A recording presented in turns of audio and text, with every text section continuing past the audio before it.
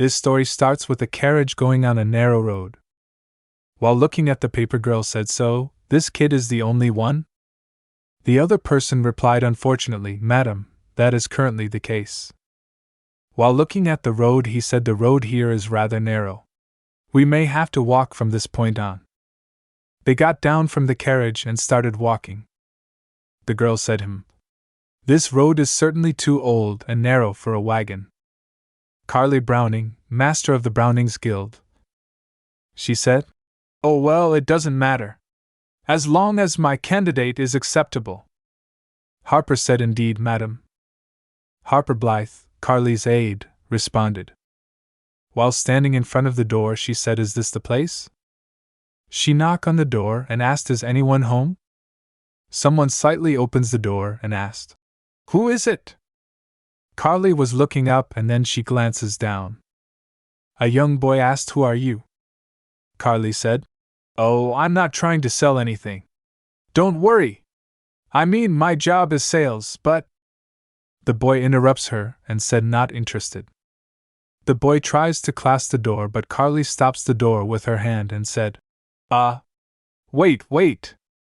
One of the guards shouted, "Madam, please be careful." A guard came in front of Carly. While guarding her, he said, "Step back, madam. We will protect you." Carly said, "You all make it look like someone's trying to assassinate me. I'm fine. Step back." The young boy glares at them and asked, "Who are you people?" Carly, while eyeing the boy, thinks in her mind, "So this small, skinny boy is my final candidate?" Carly said, while extending her hand, "Greetings, Lord Allard. I am Carly Browning, master of the Brownings Guild." She thinks in her mind, how did it come to this? 1 month ago, at the shelter of Lily's hotel. Harper, while angry, asked General Manager, "Are you listening?" While trembling, Manager replied, "Oh, of course."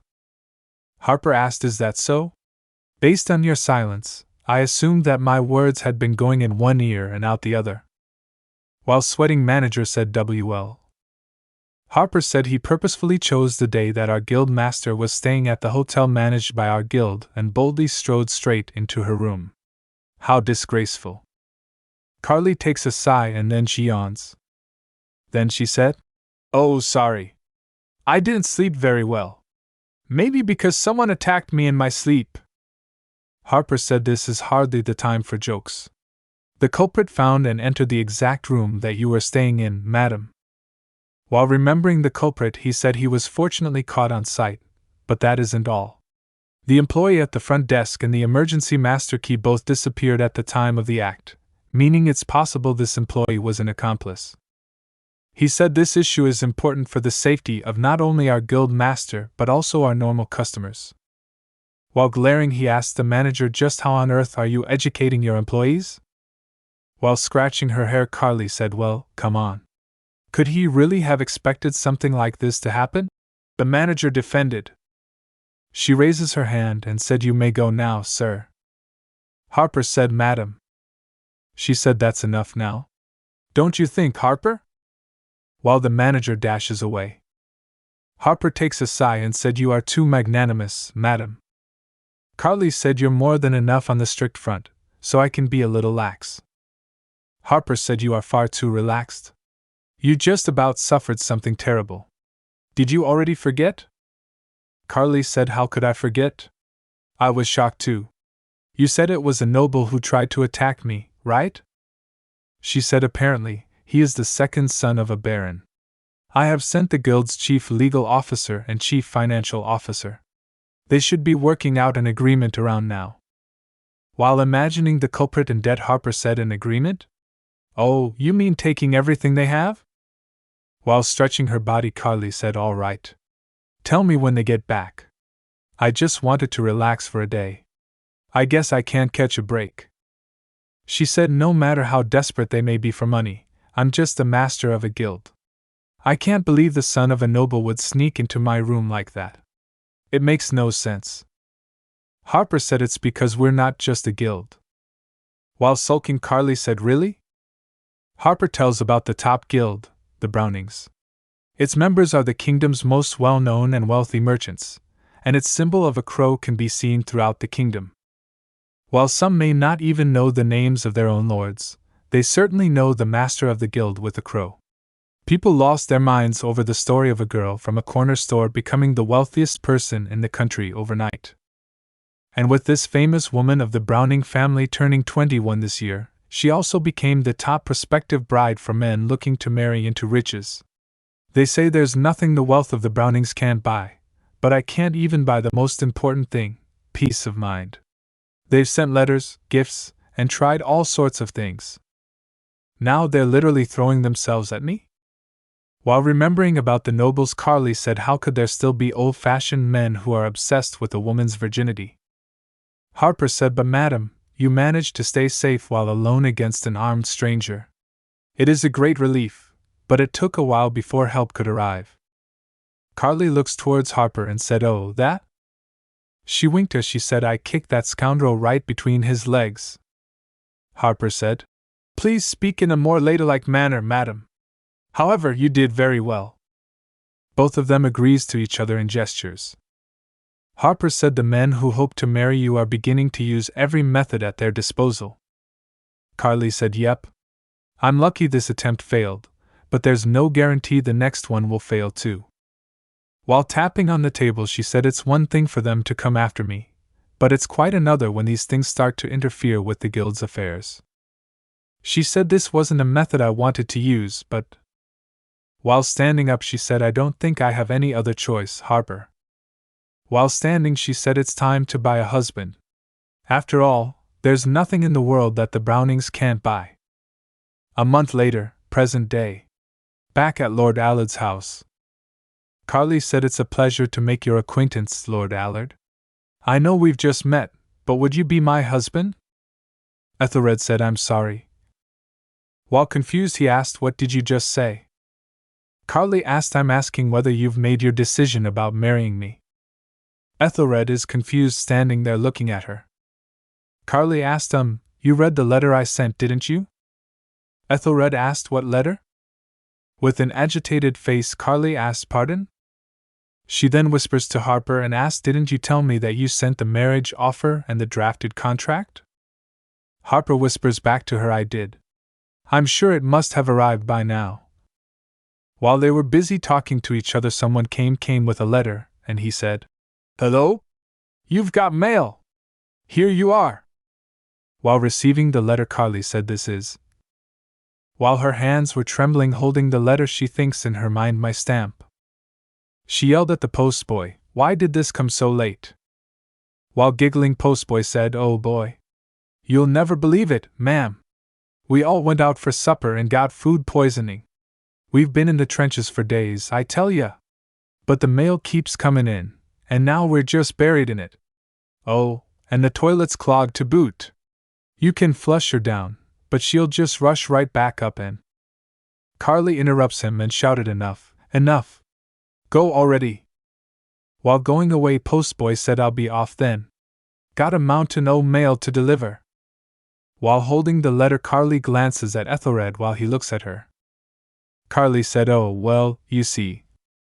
Ethelred tries to close the door, but Carly stops him and said, wait. Hold on a second. This is the letter that I sent. While showing him the letter with a frustrated look, Carly thinks in her mind, humph. What a terrible start. How did we get to this? While back at the guild, Carly said he has to cut off the flow of suitors, which means he needs to come from a good family. While picturing the nobles she requires, she said, someone who comes from a good family but doesn't have any personal connections, assets, or career aspirations. Someone who has fallen out of favor with high society and would accept the proposal of a wealthy commoner. There must be at least 1 or 2 men that fit the bill, right? Carly said, I really said that. Harper said, you really did. Carly said, the incident at the hotel must have made me a little desperate. Carly said, but still, that sounds like it came right from the mouth of an evil villain, doesn't it? I'm like a wicked witch who thinks anything can be bought with money. After this statement of her, there is a moment of silence in the room. Carly said while sulking, come on, you lot.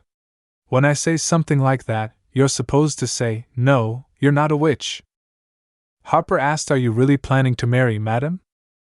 Carly asked why. Does it sound like I'm joking? Amy rose, Chief Financial Officer.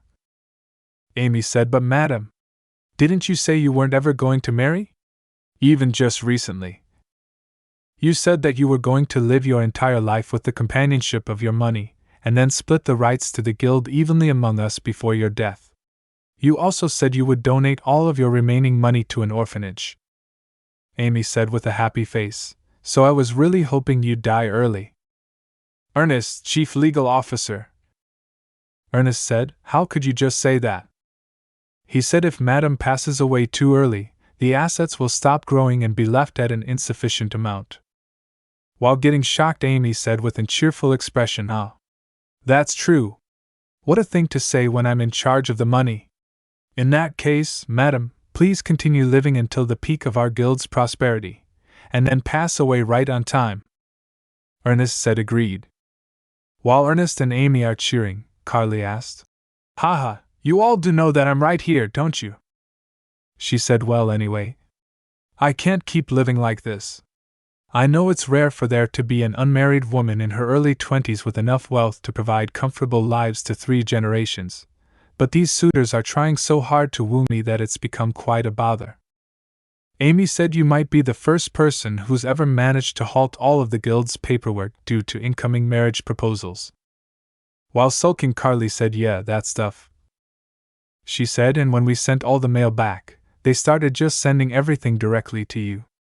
It seems these men who don't even know their place think they can woo a woman. Amy said, how absurd. Even our guild master has eyes. It's always men like that who have baseless confidence. Then Harper said, and now we've had stalkers, attempted kidnappers, and even bedroom invaders. But even so, I must say that I do not support you sacrificing yourself to a marriage of convenience. Carly said, you're blowing things out of proportion. It's simple. It would be foolish not to use a good method simply because I don't want to. And with how hard you all work, I feel guilty being such a burden. Harper said, all right. We will look for nobles whose families are in ruin, or those with non-hereditary titles. A while later, while presenting the list, Harper said, here is the list of potential candidates. While looking at the list, Carly said, let's see. While shocked after seeing the list, Carly drops the list and said, my dear friends, have you all collectively gone insane? Carly shouted, what am I meant to do with a 15-year-old child? He's but a boy. She yelled while showing Harper the list, he's only 15. Marriage? He's 6 years younger than me. Harper said, an age difference of that extent is common among nobles. While taking a sigh, Carly said, I'm against marrying young. Did you not see the recent paper published by the state? It even stated that the prince himself said it's time to bring an end to marrying young, did it not? With a straight face, Amy said, but 15 isn't young for the family of a marquis. And you're not even going to consummate the marriage anyway. While holding her head with both of her hands, Carly said, consummate? How could you say something so despicable? While pushing Amy away from her, Carly said, I'm against this marriage. I can't do it. No, I won't do it. Get away from me. Ernest said, madam. While showing the list, he said, there are more candidates on the other pages. Please take a deep breath and look through all of them first. With an exaggerated expression, Carly said, fine, give it here. She looks at other candidates' list. She puts down the list on table. And then she thinks in her mind the rest of them are all horrible. Back at the Elad household, Ethelred said, come in for now. While coming in, Carly said, please excuse our intrusion. Harper said to Harriet, you're late, Harriet. Harriet said, we had an emergency with a patient. Ethelred said to them, please sit down over there. While looking at Ethelred, Carly said, seeing him up close, he doesn't look as young as I'd been fearing. He's also quite handsome. He's definitely going to be a heartbreaker. Ethelred said, we didn't expect any visitors, so we don't have anything prepared. Shall I at least put some tea on? Carly said, no, thank you. That's quite all right. Ethelred also sits and asked, well, could you tell me what you're here for then? Carly said, "It is my pleasure to make your acquaintance, your lordship. I am Carly Browning, master of the Brownings Guild." Carly points towards Harper, and Harper bows his head, and Carly said, "This is my aide, Harper Blythe." She points towards Harriet and said, "This woman here is Harriet Arden, a medical practitioner." Ethelred introduced himself. "I am Ethelred." Carly thinks in her mind, he purposefully didn't give his last name or title. He's putting up quite a wall. Carly said, "It wasn't our intention, but we've ended up gathering here without giving you any word in advance." She said, "And we even brought guards, so it's understandable that you'd be wary of us." While giving him the letter, she said, "To return to the subject at hand, the reason I'm here is detailed in this envelope. However, I will briefly explain first. You can listen while you read it." Ethelred opened the envelope. While reading the contents, he gets confused. Carly said inside, "You'll find a marriage contract, my self-introduction, and the prenuptial agreement, which—" Ethelred interrupts her and said, Wait! Carly asked, "What is it?" With an agitated look, Ethelred asked, "What on earth? What is this talk of marriage out of nowhere?" He said, "I have nothing to do with the Brownings, and how could I marry someone I've just met?" Carly said, "Lord Ethelred, you're the only one for me. That's how much I desire you." Ethelred looks at her, and is still confused, and then he looks away. While everyone is surprised by this statement, Carly thinks in her mind, "Well, with a little more pressure, I might be able to sell him on this." Carly said, "The conditions are pretty good. You're not losing anything on this deal." Ethelred said, "Even so." A 15-year-old reading his first contract.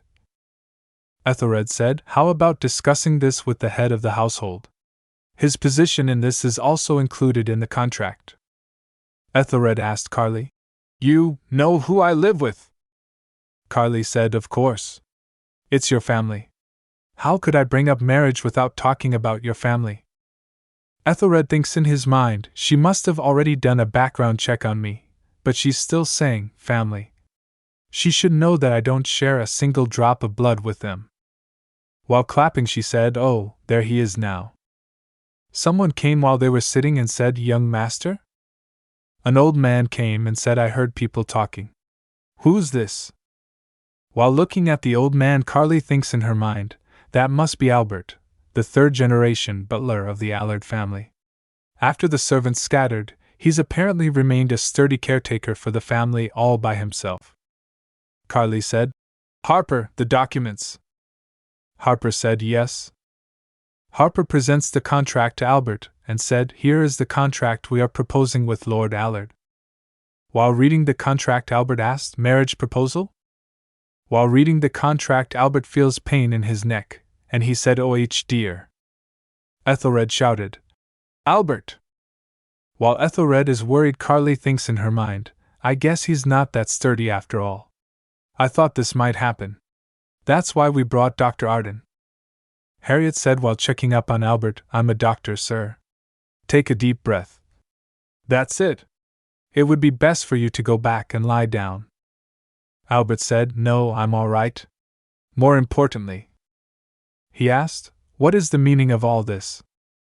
Carly said, "Oh, well, where should I begin? First, if you'd take a look at the documents we've given you."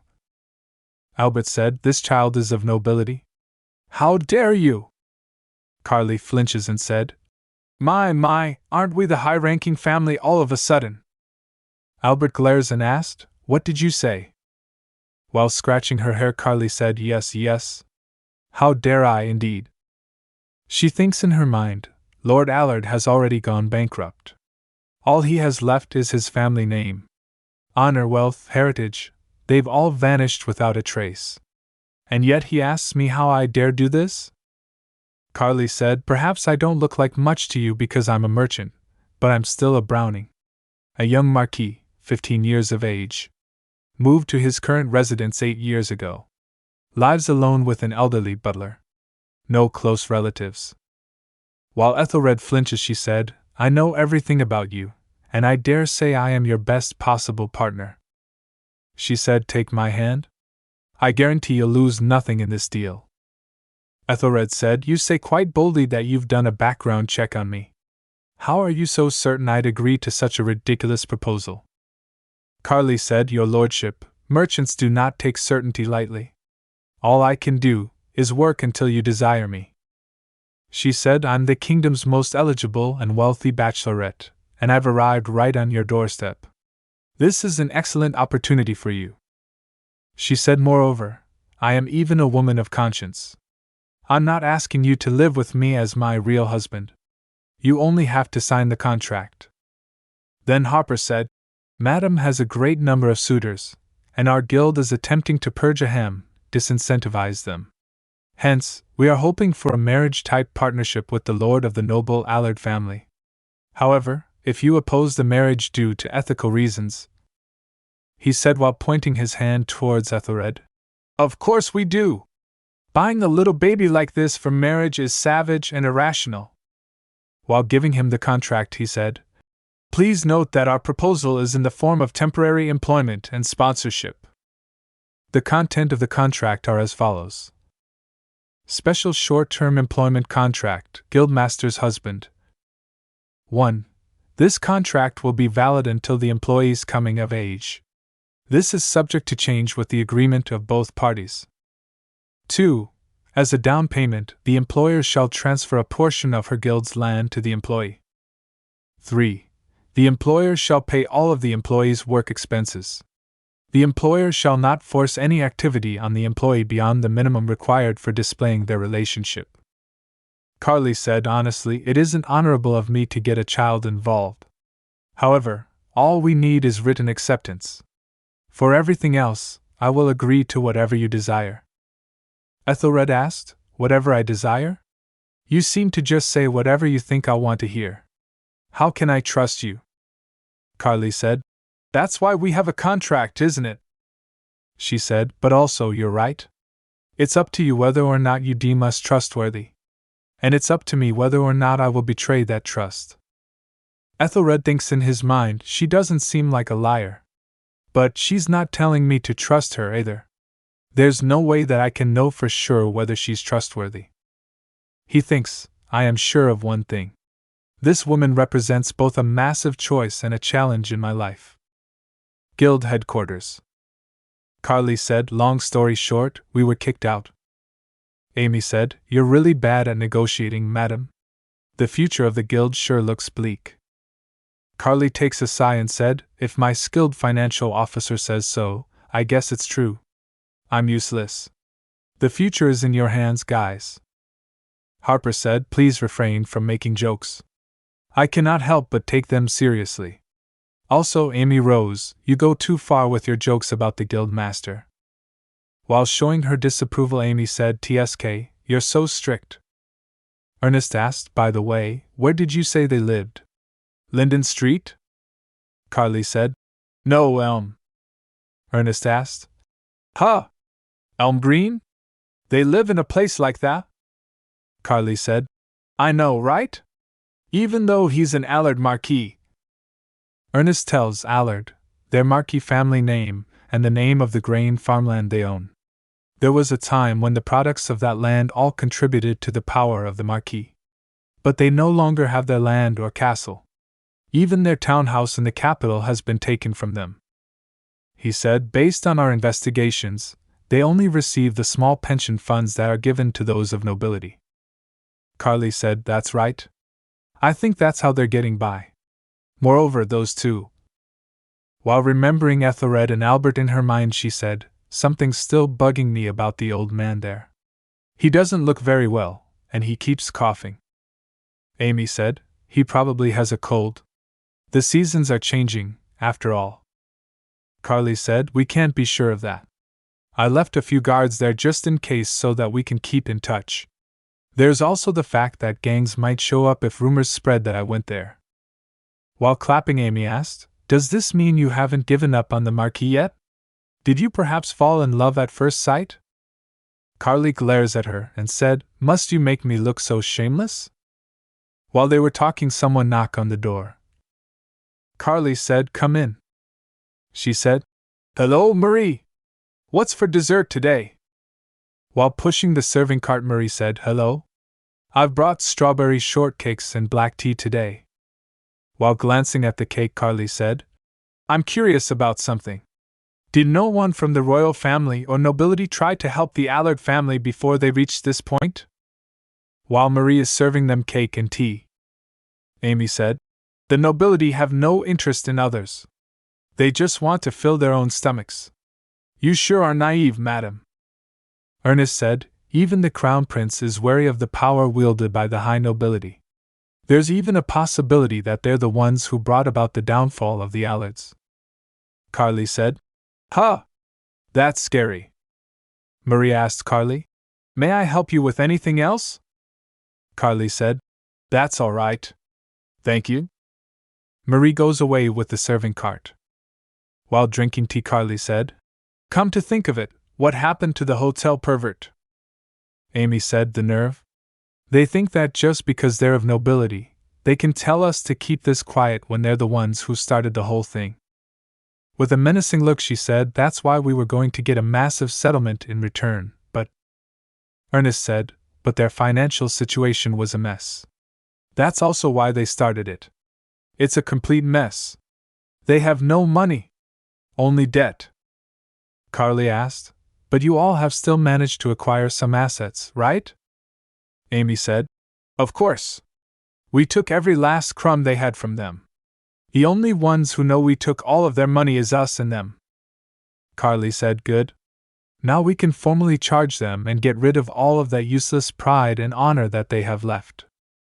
While smirking, she said, As soon as we receive the settlement money, get it in all the newspapers. Make sure the headlines are as sensational as possible. And don't worry about the expense. Back at the Elad household. Elad is sleeping. While sleeping, he opens his eyes slightly and said, It's cold. He thinks in his mind, I guess it rained last night. Is Albert all right? He seemed really sick all day yesterday. He went to where Albert's room is and he knocked on the door and asked, Albert, are you there? Albert? Ethelred opens the door and said, Did it rain a lot last night? He shouted, Albert, Albert. Albert is lying on the bed with a grimace look. Ethelred looks at him and sits near him. He said, How long have you been like this? All night? Ethelred thinks in his mind, At first, I have to find a clinic. No, I can't leave him alone like this. It's dangerous. Ethelred said, I'll go find someone to help. Just hang on. Ethelred dashes out the room. He thinks in his mind, who can I ask? What do I do? When he reaches outside his house, a person asked him, Is something the matter? Is there an emergency? The person said, Please excuse me. And he barges in the Elad household. Ethelred said, Wait. Who are you to be walking into someone's house like this?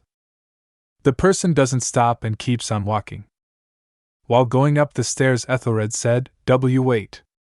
This isn't a good time. The person lifts Albert up and said, Please calm down. I will take this patient to the hospital. I will call a carriage and help you to the main street. Ethelred asked, Are you? The person said, Yes.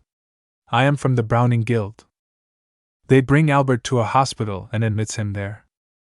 Carly, Harper and Amy came to where Albert is admitted. Carly asked Harriet what happened.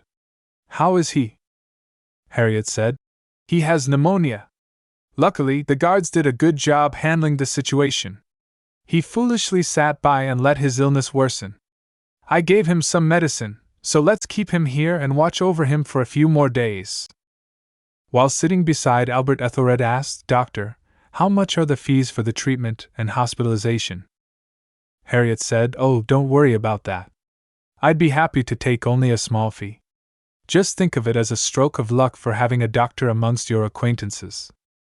Carly said, If she says it's fine, then it really is. Everyone at the hospital knows Dr. Arden, so you can ask the doctors and staff for anything you need. Ethelred said, Okay, also I'd like to thank you too.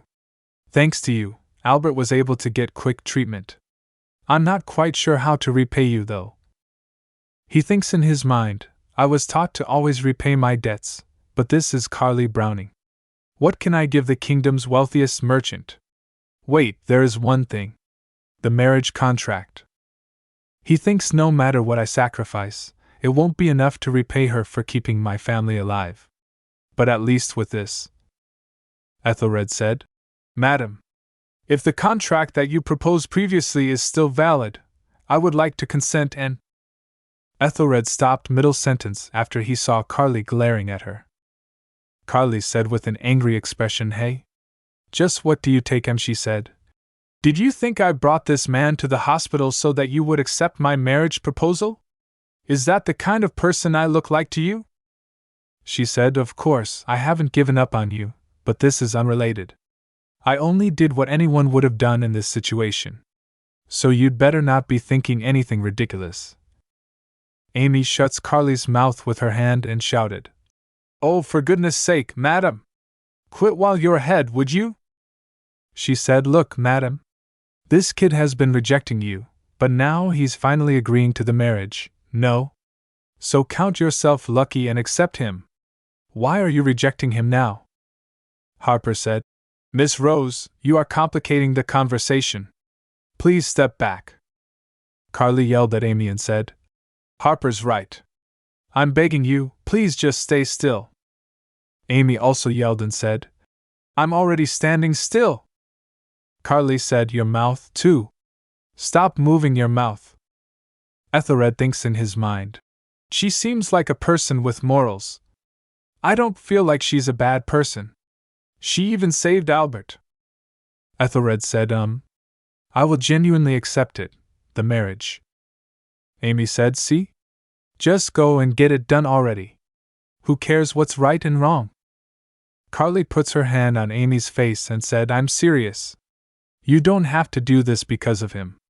I'm not interested in using a person's life to put someone in my debt. Ethelred said, It's not compensation. I'll try trusting you. That would be enough, right? Carly said, What the… She takes a sigh and said, All right then. You won't regret this decision, your lordship. Ethelred and Carly shakes each other's hand. Ethelred said, You don't have to address me so formally. I'll do my best. While smiling, Carly said, Same here. A few days later, Mrs. Hulda said, You can't just tell me you're leaving out of nowhere. What am I meant to do now? How am I supposed to find new tenants? Mrs. Hulda, landlord. The girl said, Ethel, are you moving? Why? Where? Are you going far? Can't you stay? Ethelred said, Well, actually, it was a sudden decision for us, too. While scolding Ethelred, Mrs. Hulda said, That's what renters always say. This is still too sudden. You're putting me in a difficult position. The girl said, Ethel, don't go. Mrs. Hulda said, Well, how am I supposed to return your deposit with no warning? Do you think money grows on trees? Carly also came there and heard their conversation. She asked, What was the rent? While introducing herself, she said, I'm Ethelred's guardian. I'm told he's paid his rent for this month. How much is the monthly rent? And the deposit? I'll pay it all. Mrs. Hulda said, Well, Carly said, You're not sure? Fine. I'll double it and then double it again. Carly gives lots of gold scions to landowner while she is confused. Carly said, I added some and rounded up. This should be enough. Take the extra as a gift. While looking at the coins, Mrs. Hulda thinks in her mind, This is more than enough money to buy a house. Carly said, Oh, and as for the deposit. She picks a coin from Mrs. Hulda's hands and said, I'll take it from here. After that, Mrs. Hulda and the girl left. Carly and Ethelred goes where Albert is admitted. While stretching her arms, Carly said, Okay, that should solve the rent issue. What else is left? Ethelred said, Aren't you rushing things a bit? Carly said, It's best to get things like these solved quickly. Someone might try to sabotage. Albert looks at Carly with a furious look. Carly said, Sir, you'll have to keep seeing me from now on. I'd prefer if you didn't always glare at me like that. It looks to Ethelred that a ferocious tiger and a crow are engaged in a battle. Our precious young lord, he's my husband. Ethelred said, Albert. Albert calms his mind and said, I'll respect your decision, my lord. While smiling, Carly said, in that case. She shows the contract to Albert and said, Please read the contract thoroughly and inform me of any changes that you'd like to make. While Albert is reading the contract, Carly said, I'll be sending a legal representative soon, so you can talk to him before making a decision. He looks like he couldn't even swat a fly, but he's very skilled. She said to Ethelred, Because Sir Albert is hospitalized, I'll leave the packing to you. Ethelred nods. Carly said, You only need to pack what you need. Don't bring any clothes or household items. We'll have to buy new ones anyway. While looking at himself and his clothes, Ethelred thinks in his mind, I guess these clothes probably don't meet their standard. While thinking, Carly said, What else was there?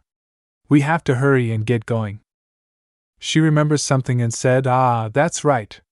The guard you met last time is named Vika. I'll be having Vika and a few others guard you from now on. She said, Since the two of you are now legally related to me, you'll need the safety. While going away, she said, That's all for now. See you later. Ethelred said, All right, good. Carly slams the door. Ethelred thinks in his mind, She's like a natural disaster. A storm that sweeps through in an instant, and then just moves on. A few more days later. Ernest came to Ethelred and said, It's a pleasure to meet you, Lord Allard. My name is Ernest. I am the legal officer of the Browning Guild. Ethelred asked, Are you all right? While looking worn out, Ernest said, I've been a little busy lately, but I'm all right. The holidays are coming up, so I'll get some rest then. While looking at Ernest, Ethelred thinks in his mind, He looks like a refugee after a natural disaster. While his hands were trembling, Ernest gives the contract paper to Ethelred and said, Let's begin amending the contract. After a few moments, Ernest said with a serious look on his face, Okay, I'll take that as your confirmation that this is sufficient. If you have no other objections, we'll proceed like this. Ethelred thinks in his mind, He's a completely different person now. He said, All right. He thinks in his mind, She's right. He looks like he couldn't even kill a fly, but he's indeed skilled. Ernest said, All right. In that case, my work here is officially finished. Albert clears his throat. Ahem. Ahem. Albert said, There's one thing you've left out. Ernest asked, What is it? Albert said, Well, actually. He hesitates before saying. Ethelred asked, What? Is it serious? Tell me. Albert said, It's the issue of inheritance. If, just in the completely hypothetical, unlikely, rare event, that they sire some babes, how the children will split the inheritance, and how much it will be. While Ernest gapes, Ethelred asked Albert, What are you saying? He thinks in his mind, What? Bear children? E4, kid? Ethelred said, Albert, what on earth did you just say? Something about a child? While flustered, Albert said, My lord, I did not say it with any ill intent. But this is a marriage contract with a distinguished family, and therefore. Ernest said, It is a little absurd, but it's important to follow the proper procedure. It is best to clarify these things.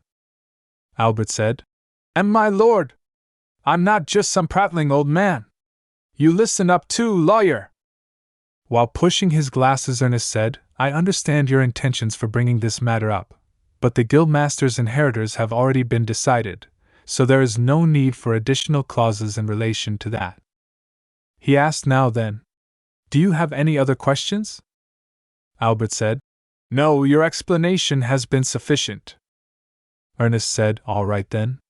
We'll finish here for now. I'll see you next time. Ernest thinks in his mind, We already agreed to split Madame's wealth among us. You're not getting any, you hear? While back at the HQ, Amy said, How could it be that a marquis doesn't own his own house? Running a business sure is terrifying. How could someone squander all of that wealth? She said. I'd rather die than go into business. I'll live on my monthly paychecks forever. Carly said. I guarantee that you make more money than the average businessman in a year. Moreover, did you look into the Elad manor? Amy said. Everyone came to try to get a piece for themselves. I've never seen anything like it. While Carly is looking at the information, Amy said, it's a tangled web, so it will take a while to trace it all. Carly drops the paper on the table and said, if it's that bad, let's give up on this case instead of digging any further into it. Carly asked, Mason's back, right? I wonder if he got enough rest. Harper said, I'm sure he did. He even used up all of his vacation days for the rest of the year. Shall I call him in? Carly said, please do. She said, this may be a rushed marriage, but I still ought to prepare a wedding gift. Meanwhile, Ethelred asked, Albert, is it really all right for you to leave the hospital so soon? Albert, while standing up from bed, said, I'm much better, and the doctor agreed to it. Ethelred said, but... He heard a voice of clip-clop from outside. While looking through the window, he thinks in his mind, what's all this noise? A carriage came to the hospital. People were talking. What an incredible carriage! Isn't that the Brownings' carriage? The Brownings? What could such a large guild be doing at the hospital? Carly opened the carriage door and gets down from it. She looks towards Ethelred and waves at him. Ethelred thinks in his mind, is she waving at me? Carly came to where Albert was admitted and said, good morning. I came early because I heard you were being discharged, sir. Are you feeling better? Ethelred said he is, but we can get back home on our own. You didn't need to come all the way here. While scratching her head, Carly said, actually, since our wedding is today, I thought I might as well help you with your luggage. Ethelred said, ah yes, the wedding? While shocked, he said, huh! The wedding? While winking, Carly said, Lord Allard, let us become one today. Ethelred said, excuse me? This is too sudden. Carly asked, oh? Is there a reason today doesn't work? Ethelred said while fidgeting, well, no, but... Albert shouted with anger, how ignorant can one possibly? Carly interrupts him and said, oh, I see you're healthy enough to get angry. Ethelred hugs Albert to calm him down and said, hey Albert, don't get mad. You'll faint again. Let's go for now. While pointing her finger, Carly said, well then, let us be off down the path of love. Ethelred thinks in his mind, love. I think love would be the one emotion that won't ever exist between me and that woman. They rode the carriage together. Carly said, actually, we have to stop by somewhere before going to the government office. While looking outside the carriage, Ethelred asked, where? Carly said, let's just call it a wedding gift. They stopped at some place. Albert looks through the window and said, this is the Allard townhouse. While standing inside the manor, Albert is in awe. He said, how could this be? Carly told, after the mother of the previous marquis passed away, he was forced to sell this mansion for dirt cheap. I thought all of your properties were auctioned off for business funds and gambling debts. She tells, but after I looked into the Allard family's old assets to see what happened to them, I found out that this mansion has been preserved just as it was. Ethelred asked, how did you manage to get it back? Carly said, Mason, our head guard, worked quite hard for it. While showing the documents, she said, here. This is the proof of rights to the manor under your name. We finalized it late last night. Ethelred said, I can't accept this. Carly asked, why not? Ethelred said, I haven't prepared anything to offer you. Carly said, well, look at you, worrying about such things. Carly grabs Ethelred's hand and starts walking. She said, from now on, I have a great deal to receive. She said while walking, now, where was the back door again? It should be about time. I wonder if they've all arrived. While following Carly, Ethelred asked, huh? What on earth are you talking about? While opening the door, Carly said, here it is. Outside the door, lots of people are gathered to ask questions. One of them said, "Master of the Brownings, is it true that you will be marrying an heir of nobility?" The other said, "You've decided to marry after constant rejections. Did you have a change of heart? Did the hotel incident cause you to change your mind?" Carly puts her hand on Ethelred's shoulder and said, "Come on. Don't be so stiff. Give them a big smile." Ethelred thinks in his mind. I realized later that this comment from Carly only sounded nice. In content, it was no different from something you'd hear from a hoodlum in an alleyway. "Flash them pearly whites, will ya?" Carly asked Ethelred. "What should we do now, Lord Ethelred?" She said, "First, let's act like we're close." One of the guy from press asked, "How did the final settlement go with the Baron who caused the mess at the hotel?" Another asked, "Apparently your husband is 16 years younger than you. Will your future child be a part of the guild?" Carly said, Some of them are truly asking about an heir. Disgusting." She said with her mouth closed, "Anyone 16 years younger than me is still essentially a baby suckling on their mother's teat. It seems these reporters don't use their brains anymore." Ethelred thinks in his mind, she can talk with her mouth closed? Carly said, "This is why I hate press conferences. They take even the smallest tidbits and then just..." Carly stops middle sentence. She looks at Ethelred while he is nervous. She gets close to Ethelred and said, "Humans sure are funny, aren't they? Don't be so nervous. No matter what happens, I'll be here by your side." Ethelred thinks in his mind. "She's awfully close." Carly said, "Welcome to this side of the world, young prince." Despite how much people talked about the marriage of the Browning Guild master, the wedding itself was quiet and simple.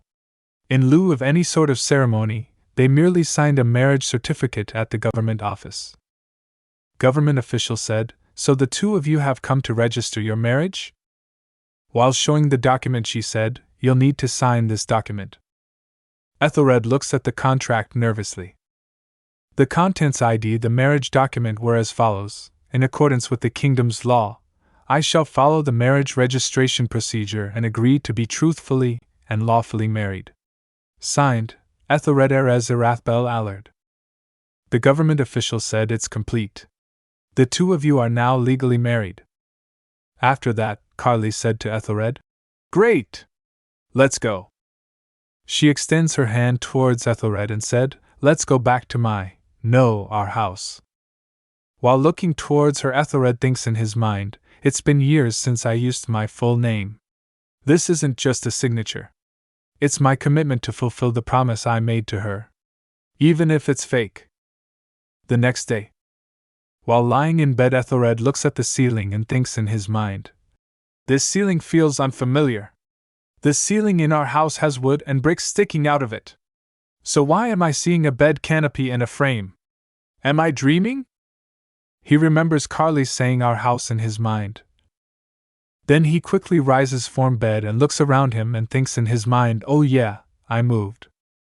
Albert came and asked, "Did you cough, master?" Ethelred asked, Albert? What are you wearing?" Albert said, "I've decided to give my utmost in my duty as a butler." Ethelred said, "Oh, Albert, the way you're calling me master is..." Albert said, "I beg your forgiveness for my lack of manners over the years.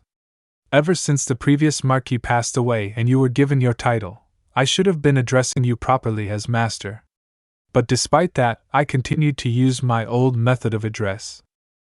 While clenching his hands, Ethelred thinks in his mind, "Yeah, I guess I can't keep acting like a baby and being called young lord forever. After all, I'm a married man who's established a name for himself now." He thinks it's time to act like an adult. Carly was reading paper while sitting. She heard the knock-knock sound, and the door opens. She looks towards Ethelred and said, "Good morning, your lordship. Did you sleep well?" Ethelred said, "Good morning." Carly said, "You're here early? Could you sit there and wait for a moment?" While sitting, Ethelred said, "Yes. Take your time." After that, Carly keeps reading paper.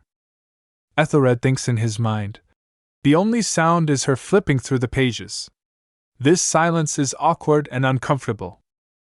He thinks, should I try to start some small talk? He remembers in his mind Carly saying, don't be so nervous. No matter what happens, I'll be here by your side. After remembering that, he blushes. Carly looks at him and said, Oh, right. About the Allard townhouse.